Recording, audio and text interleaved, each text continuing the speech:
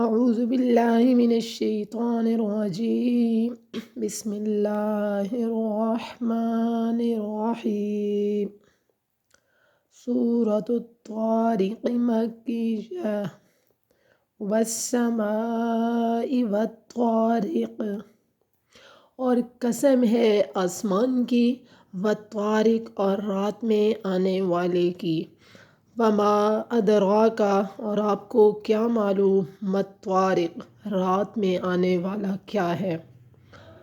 اللہ تعالیٰ آگے خود فرما رہے ہیں النجم الثاقب، ستارہ ہے چمکتا ہوا، ان کل نفس لما علیہا حافظ، نہیں ہے کوئی نفس مگر اس پر ایک نگہبان موجود ہے۔ تو اللہ تعالیٰ فرما رہے ہیں کہ جس طرح ہم نے چاند ستارے پیدا کیے، لیکن ان کا ظہور ایک خاص وقت میں ہوتا ہے، مطلب رات کے وقت وہ ظاہر ہوتے ہیں۔ اللہ ان کو رات کے وقت میں ظاہر کرتا ہے جس سے پورا آسمان روشن ہو جاتا ہے۔ تو اسی طرح انسان کا اعمال نامہ جو ہمارے مقرر شدہ فرشتے لکھ رہے ہیں، اس اعمال نامے کو حاضر کرنے کا بھی ایک وقت ہے جسے اللہ تعالیٰ قیامت کے دن سب کے سامنے ظاہر کریں گے۔ مطلب انسان یہ نہ سمجھے کہ مجھے اللہ نے پیدا کر کے بیکار چھوڑ دیا ہے، بلکہ اللہ نے انسان کی حفاظت کے لیے اوپر فرشتے مقرر کر دیے ہیں جو انسان کے اعمال نامے بھی لکھتے ہیں، انسان کے عمل کو نوٹ کر رہے ہیں، اور انسان کی جنات اور شیاطین سے حفاظت بھی کر رہے ہیں۔ وہ علیحدہ حدیث پاک کا مفہوم آتا ہے کہ انسان کو اللہ تعالیٰ نے 360 جوڑ پہ پیدا کیا، اور ہر جوڑ کے اوپر ایک ایک فرشتہ مقرر ہے۔ سبحان اللہ۔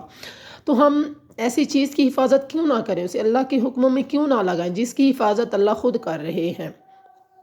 فَلْيَنظُرِ الْإِنسَانُ، پس چاہیے کہ انسان دیکھے، مِمَّا خُلِقَ، وہ کس چیز سے پیدا کیا گیا، خُلِقَ مِن مَاءٍ دافق، پیدا کیا گیا مِن ماءٍ، اچھلتے ہوئے پانی سے، ایک ایسے پانی سے جو اچھلتا ہے، یخرج نکلتا ہے من بین الصلب، پیٹھ اور سینے کے درمیان سے۔